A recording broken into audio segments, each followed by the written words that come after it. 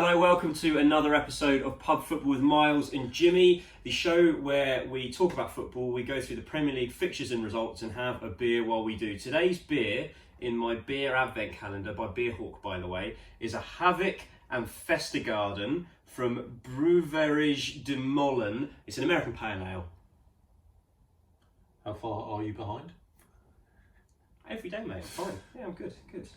24 beers in 24 days. Oh. It doesn't actually sound that impressive, does it really? No, it doesn't. I'll get through it. Anyway, the results this weekend. Another big weekend of Premier League football, which we say every week. Starting on Saturday at 12:30, Liverpool beating Watford at Anfield 2-0 into the 3 o'clock kickoffs. Burnley 1, Newcastle 0, Chelsea losing at home 1-0 to Bournemouth, Leicester drawing, ending their 8-match winning run in the Premier League 1-1 with Norwich City, Sheffield United winning at home 2-0 over Aston Villa. In the late kickoff on Saturday at 5:30, Southampton fell at St Mary's 1-0 to West Ham. On Sunday, Man United were held by Everton at Old Trafford 1-1. Wolves lost in the last minute to Tottenham 2-1, a Jan Vertonghen goal at the end, securing all 3 points for the Spurs. And at 4:30, Arsenal getting just destroyed 3-0 by Manchester City. Tonight's game is the M23 derby, Crystal Palace against Brighton. That has not kicked off yet, so we will review it on Thursday's episode. Yeah, I mean, I can review it now. Boring game, 1-0 one way. Yeah. Done. But we will. Starting at the start of the weekend, Liverpool beating Watford. I want to highlight Watford quickly because it was a really, really improved showing. Didn't They carved Liverpool up a few times. If there was a little bit of composure, there was Decore and Sarr who both miskicked shots at key moments. There weren't that difficult finishes, and they should have scored. Especially Sarr's one. He absolutely... Oh, I don't know what to say to that. It's terrible. Shot. Yeah, it was awful. But yeah, it looked organised, created chances, as you said. I think Liverpool looked a little bit tired. Liverpool were there for the taking. Yeah, exactly. And they're doing what champions do. They're grinding it out. Yeah, Liverpool, you look at that performance, and I just thought, you know what? How has no one beaten Liverpool this season? They're so open. I know. It's coming. I think just the pile up of fixtures in the coming months is just, they are going to drop points soon. Well, Club World Cup's kicked off, I believe, so they'll be playing in that. Wednesday, I think. Yeah, and then they've got Aston Villa in the Cup as well tomorrow. Yeah, so it's ridiculous. It's absolutely ridiculous. Yeah. But when your luck's in, your luck's in, and we just talked about miskick shots from Watford, a miskick shot from Liverpool, from Origi, dropped at Salah's feet for him to backheel in, which was great to watch. Do you see Cabaseli's tweet? Yeah. What tweet? I haven't seen his tweet. Oh, brilliant. Yeah, it might have been the same thing you've seen, but there's something on social media, the look of...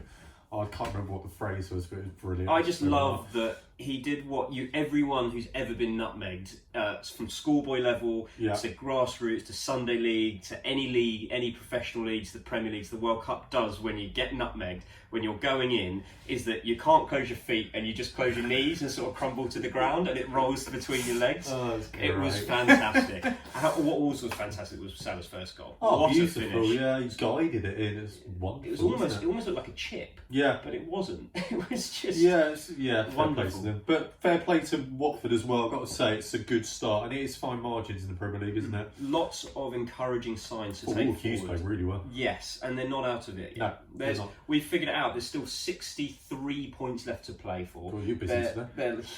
Hey, I was doing a radio show. It was for that. There was, I think they're 7 or 8 points adrift. So there's plenty of time. Oh, you can. In a month's time, they might be kind of 2 points behind you. So you go, wow. Well, if they play like that, they'll beat a lot of the lower teams. On to the first game of the weekend. 2 teams they could beat if they played like that. Burnley 1, Newcastle 0. Controversial goal. Was it a foul? Was it?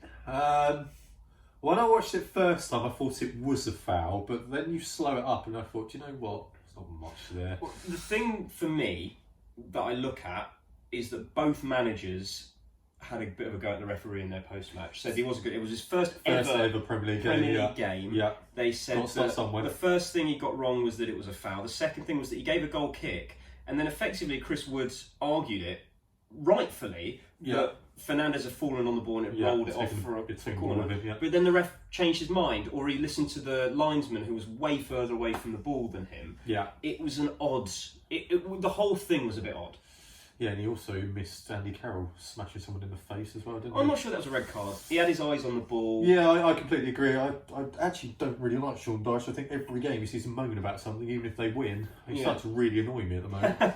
Everything's a problem. I get why he might think that is a red card, but it wasn't given. Get on with it. Your team's winning. Yeah, and they won. Yeah. So he should just be fine with And it. shining up in the net. But he was making it out that Steve Bruce shouldn't be complaining because he should have had a man sent off. Blah, blah, blah, blah. Great header from Chris Wood though. Oh, Sean's still with the goal, isn't he? Yeah, tangled up in the net. God, he's going to have a nice Christmas there, isn't he? Just a classic Burnley performance. A classic Burnley win. They've been on a bit of a bad run. Hugely needed that. And this is what Burnley will do. They'll lose a few, they'll win one, they'll still out. keep their heads up above the parapet. They'll be absolutely fine.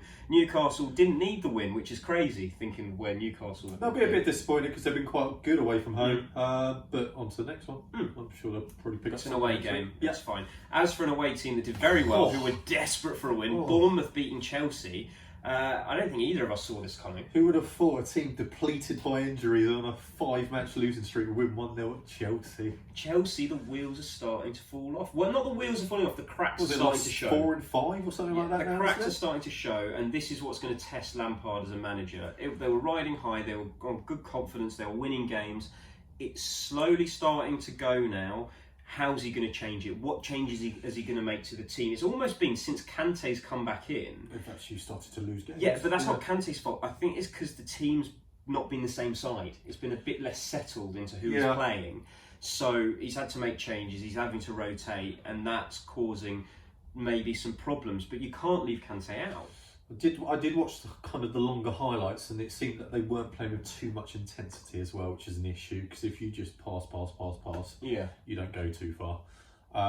And yeah, it'll be interesting what he does in January, because is he going to go in for something, or is he going to go, do you know what, I've got enough there? I think he'll go in for someone. I think he will as well. I think he's going to be a centre half. You know what I could see happening? I think a swap deal with Batshuayi and Callum Wilson. That makes sense. I'd go in for Ake as well. I'd go in for Ake. Again, you could probably swap them Christensen for him. They've got players there that they could use as paperweights. I think left back's a massive issue at Chelsea. Both of them are rubbish. He just scored that header. He'll get a yard away. Even I would have scored.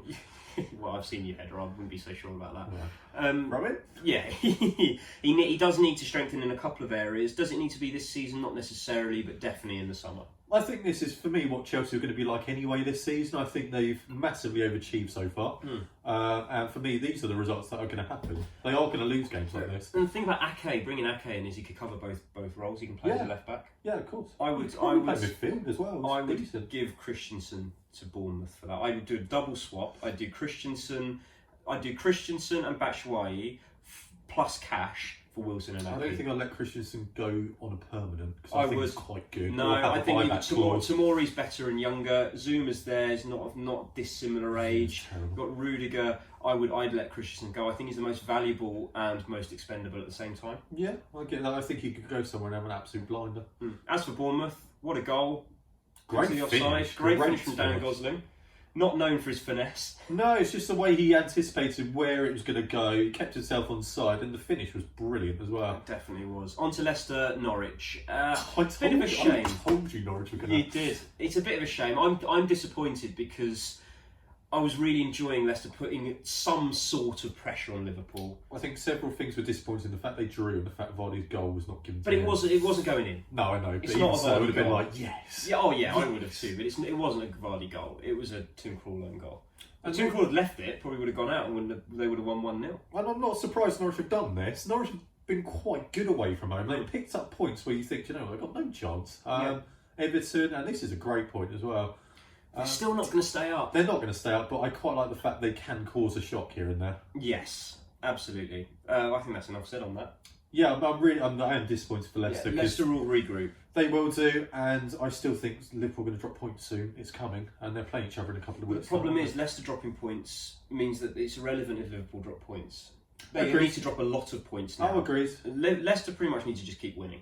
Win. They need to win both games against Liverpool. Yeah. They need to beat City. They need to win against everyone effectively. Southampton, West Ham in the late game. Couple of interesting talking points. Sebastian Haller, first goal in 8.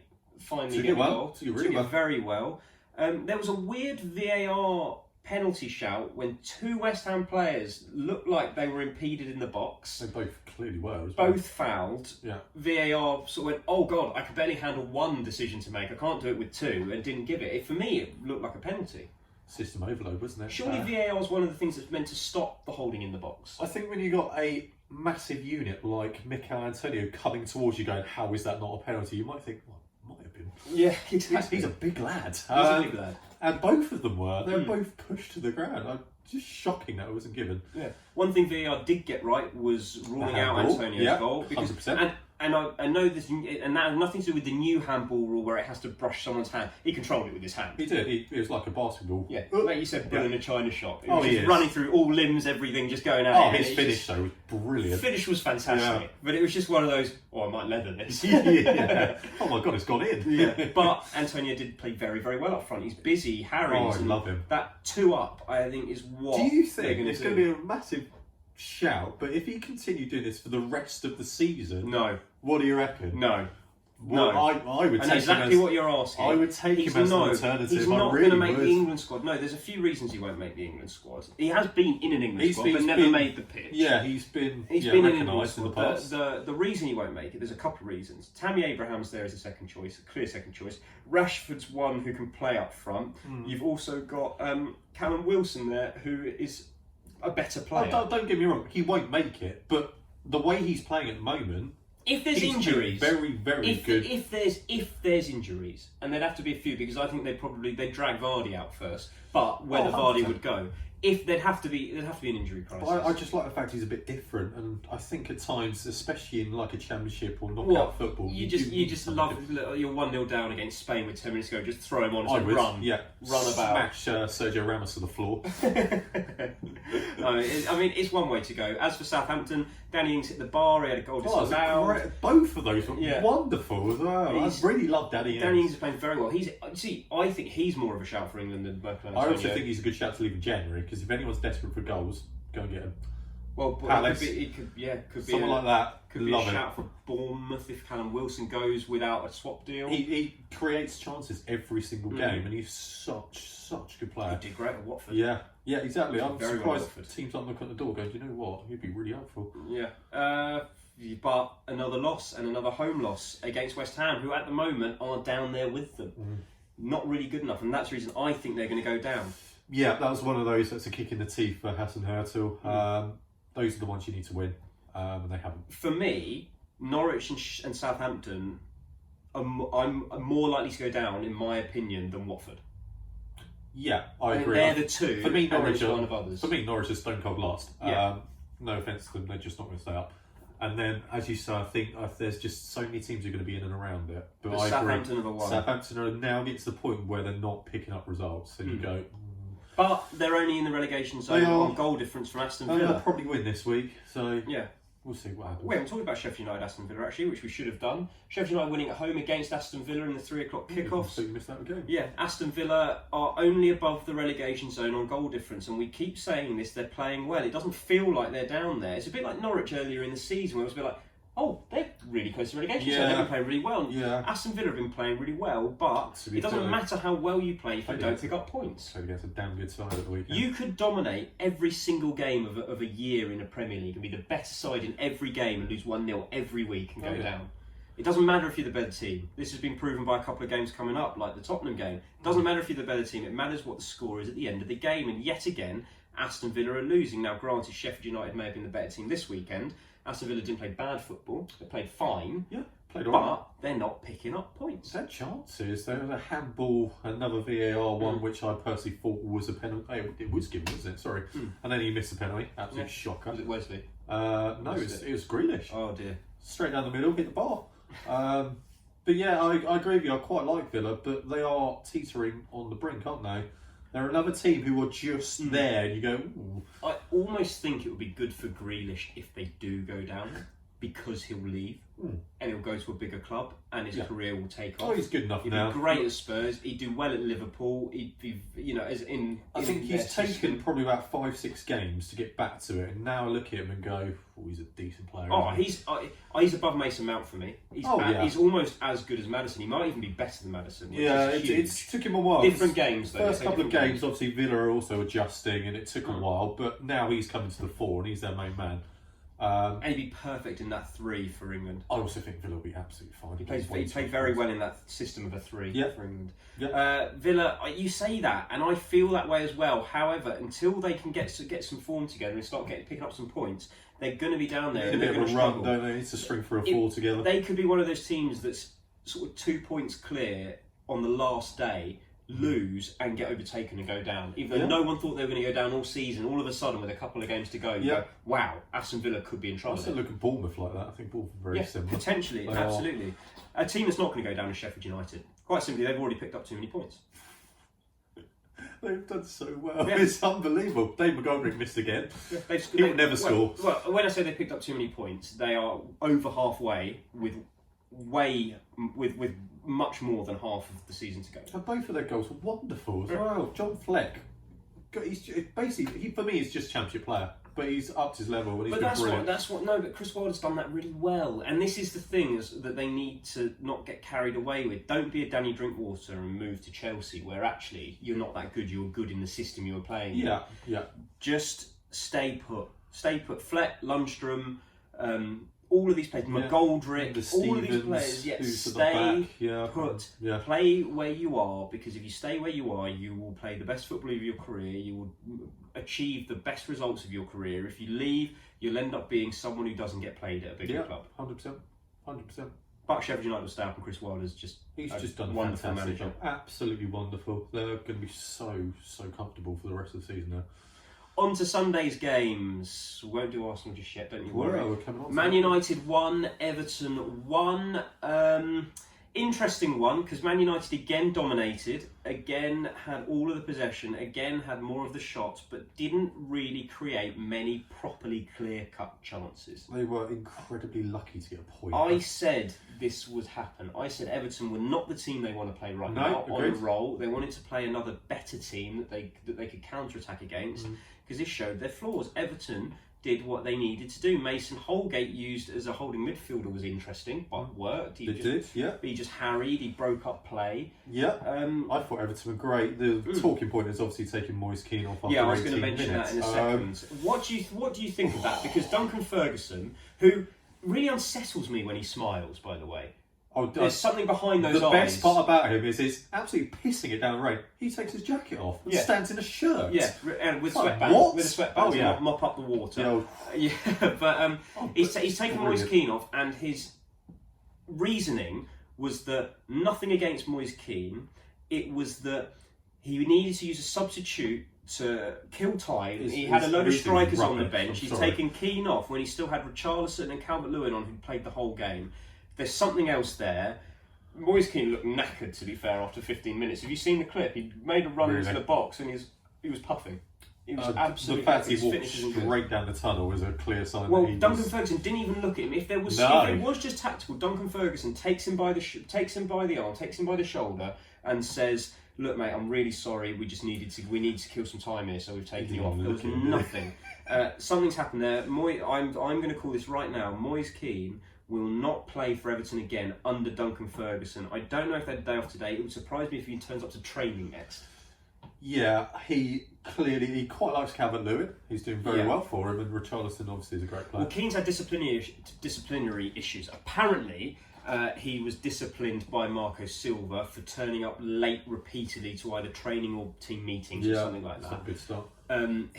It's not going well for him at Everton. Some people are saying he'll never play for Everton again. I disagree, because a new manager will come in. Yeah. If they give it to Ferguson full time, he's gone in January. If they get somebody else in, then he'll be given another chance. There's always a lot of hype with Moise Keane. He's never quite done it, and there's. It's great, Juventus. His Italy debut. But there's clearly issues there. There's a bit of an attitude issue there. Yeah. And he reminds me a bit of Balotelli. I don't think he'll ever realise his potential. There's always going to be Balotelli's going to got closer than Moise Keane. Agreed, but there is something about Moise Kean. It's getting him in a system that suits him and suits the way he plays. And unfortunately, you can't build a team around someone who's not proven himself. But you can find a club that plays the way you want to play, and you can work your way into the team. Yeah, but is he going to go to he'd probably think Everton was the biggest step down he's willing to take, but now he's going to end up in France, or he's going to end up at a Brescia in Italy. But I feel like he might need that. I always remember sort of Hassan Ben Arfa buggering off somewhere and coming back again. Hull, didn't he? Yeah, and he was a great player. It just takes you rejuvenating yourself somewhere to come back again, and I think he needs to do that. As for United, same problems persist for me. Harry Maguire's been getting in the neck because he said the reason they didn't win was just because it was a foul in the lead up to the goal, which, to be fair, could be argued. There was an elbow in De Gea's face. De Gea's got to be stronger. De Gea does have to be stronger. So poor. The thing about goalkeepers is they do have they've got an advantage by having arms to catch the ball as well. You do have to be stronger. It almost reminded me of first season De Gea, who was making loads of mistakes. Yeah, agreed. It was mentioned on commentary. Yeah, he was nowhere near it. And it was embarrassing to watch. But Maguire was getting a lot of stick. Man United fans saying that Smalling's a better player. Well, he's doing it at Roma at the moment. They just miss that player in midfield who can unlock a defence, do something slightly different. Is that Paul Pogba? No. It's not Juan Mata. No, he came on and gave the ball away. Oh, he was terrible with Mata. I quite like Juan Mata, but he was terrible when he came on. Yeah. They just need that link play. They're great away from home because they've got the space, they can counter, great going forward. At home, when teams sit in, they have no idea how to break them down. One positive, though, was Mason Greenwood's goal. Very Van Persie-esque, the way he struck the ball. Solskjaer's come out this week and said he's a more natural finisher. Not better player, more natural finisher than Wayne Rooney was at his age. I quite like the way he scores goals. He takes them early. To both feet. He's a very good centre forwards. Are we overhyping him, though? No, I think he's starting to prove it. He was great in the week, and he came on and scored. He's very good at those kind of shots that go near post, but the keeper's got no chance to get in there. Yeah. It's great. He scores quite a lot of goals like that. What he does need to do is keep his feet on the ground and keep working hard, because if he does that, next season he could be Manchester United's #1 striker and he could get a few England caps. This year and the Euros, I think, will come too early because you've got Abraham and Wilson ahead of him. That's what United do as well. This year's too early. They mentioned, obviously, they're looking to go for Haaland, who plays for Salzburg, which would make sense. They do need extra options. But he's another young lad, and you think if he gets the start, does that slightly put him down the pecking order? We will see. On to the other game that happened at 2 o'clock yesterday. Wolves 1, Tottenham 2 at Molineux. Jan Vertonghen's last minute had a super Jan. Great celebration. Spurs didn't play very well, really. Spurs did okay.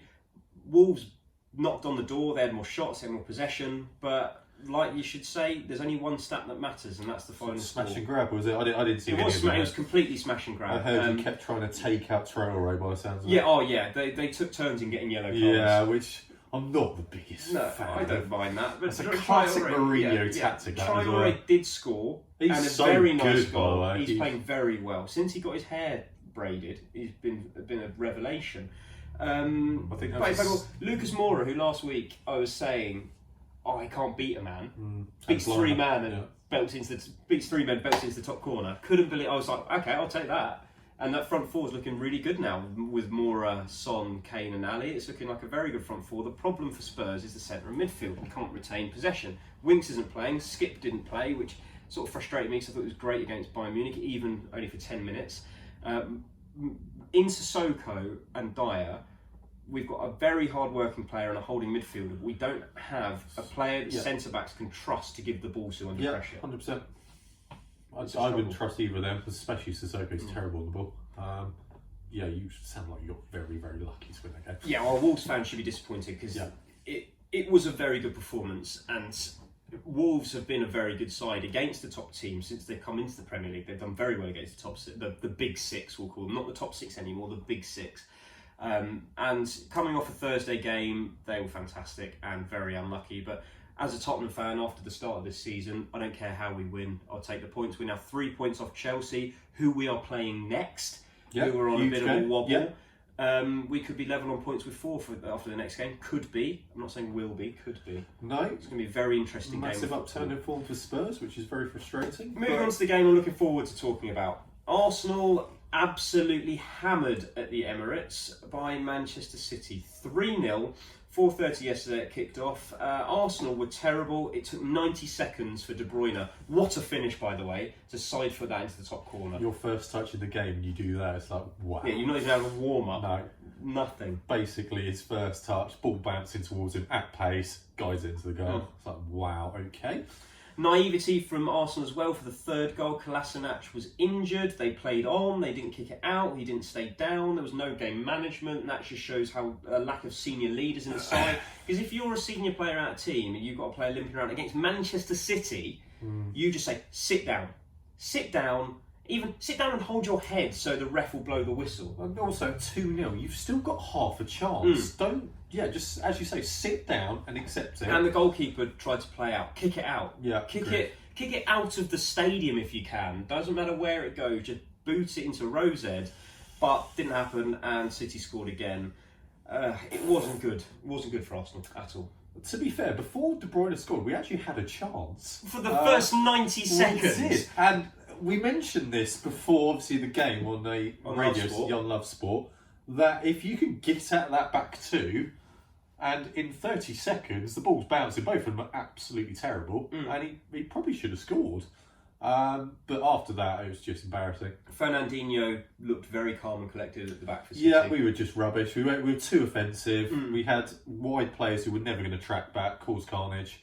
And De Bruyne is just so good, it's unbelievable. I want to talk about two opposing young players. We'll start with the good. Phil Foden had a very good game starting for Manchester City. Off the right-hand side, which isn't his natural position, but got an assist, was linking up play very well. Him and De Bruyne were carving you apart down that side. Yeah, Foden deserves. This is it for Foden. This is when you come into the team and prove you're a quality player, and he's absolutely brilliant. I was a bit disappointed that Guardiola took him off after 55. I thought he could have got through to 70. I was surprised. Yeah, I agreed. I was surprised he came off as well because I actually thought it a real, really good game. But I would have just done. Why take him off so early? Let him play till 70. Yeah, no, agreed. I don't mind taking him off. There's not a problem with substituting him like any other player, but 55 seemed a bit early for me.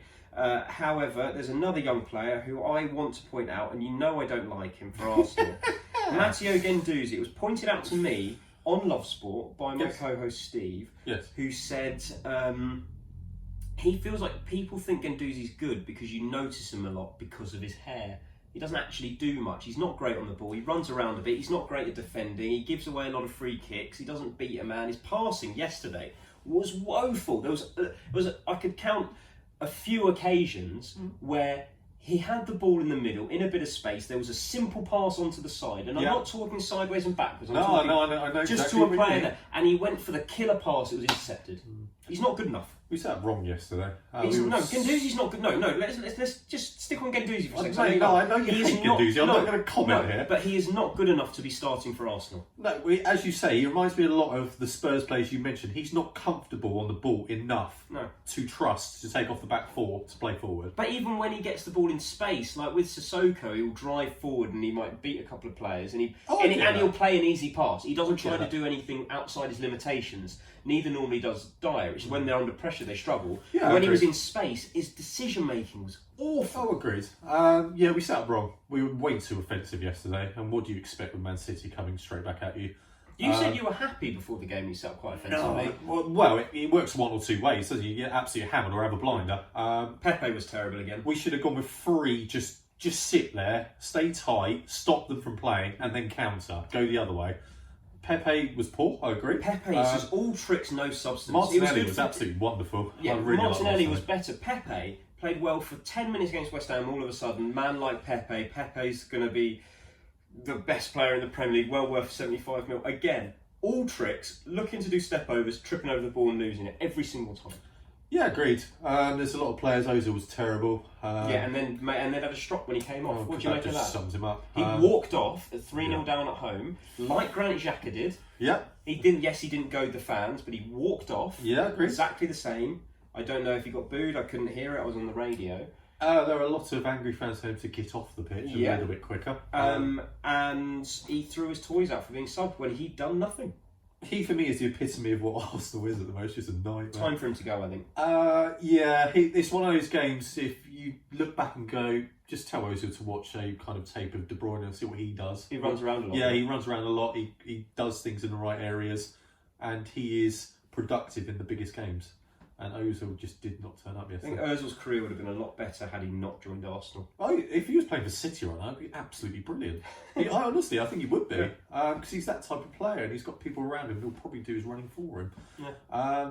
It's just massive underlying issues at Arsenal. It's embarrassing. Saka at left back, interesting. But he's going to have to start there now. Basically, second half was just a load of rubbish because they'd gone, do you know what, we've done enough. It in. Yeah, and we weren't good enough to do anything.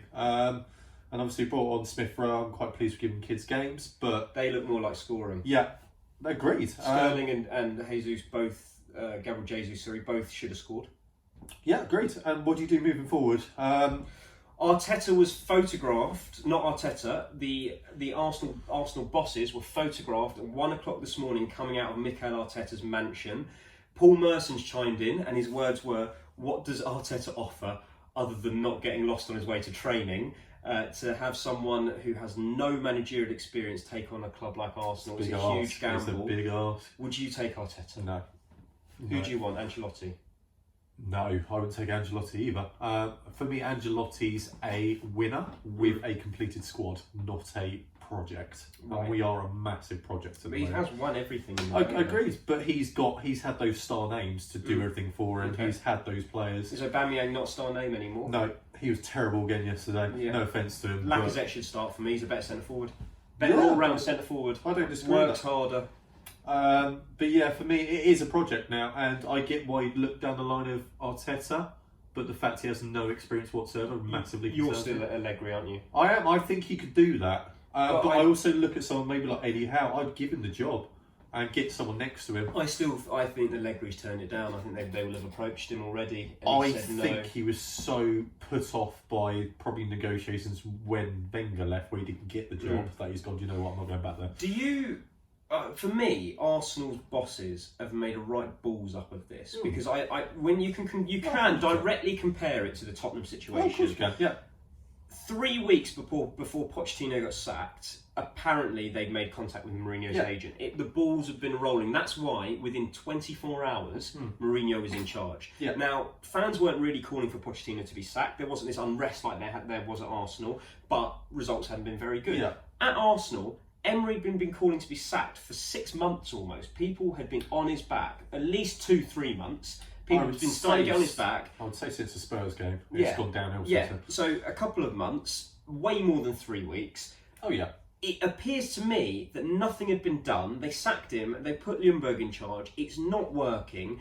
For me, it shows naivety because things happen behind the scenes now. And yeah, you can say it's disrespectful to the manager, but it's a business. That's how business works. Oh, there was no plan in place. To be perfectly honest, you look back at it now, I would have given Emery the season. Wow. I probably would have, because we've had no plan B. We've got Freddie Ljungberg in there, who's got no idea what he's doing. At least waited until you had a plan. Yeah, exactly. We've had no plan. I think we just assumed that we're such a big club, we'll get someone. And it's not planning out like that, is it? And we are at the point where, no offence to Freddie, it's way too big for him. Managers won't go there because you're a big club with some of the worst fans. Oh yeah, absolute awful fans, and they'll turn on like toxic. That. Yeah, agreed. And that's why I think a few managers wouldn't want to go there because it doesn't even matter what's happening on the pitch. One player falls over and the whole crowd just targets them. Yeah, I also think we need to be more realistic as Arsenal fans to the fact we are not a very good side anymore and need to stop thinking our top four is well kind of within our grasp. It's not. Top 6 is a good finish. We are a top 10 club at the moment. Yeah. That's where we are. Top 6 is a good finish. And I think we've got to accept it and stop getting aggy that we're not beating teams like, whoever. Leicester. Yeah, we're not nowhere near Leicester's level at the moment. We're terrible. I think we just need to be realistic and just accept the fact it's going to be like this for at least a season, probably 2. Got to get through some transfer windows and get the right person in before you start seeing something come of it. Look at Liverpool. Before Klopp went in there, bit of a shambles. Yeah, and Klopp was given the time. Exactly. It took a few years. It didn't take the first season. It wasn't even the first 18 months. No, exactly. And they started to take a role. And it wasn't until they really got through to the Champions League final that it really all clicked into place. Yeah. And that was a couple of years in. Maybe if Emery had been given that time, something might have happened, but he hasn't. Anyway, rant over about Arsenal. Episode over. Crystal Palace Brighton, the M23 derby is tonight. We will review it on Thursday when we're back. We both won't be watching that. There's one thing left to say. Cheers. Cheers.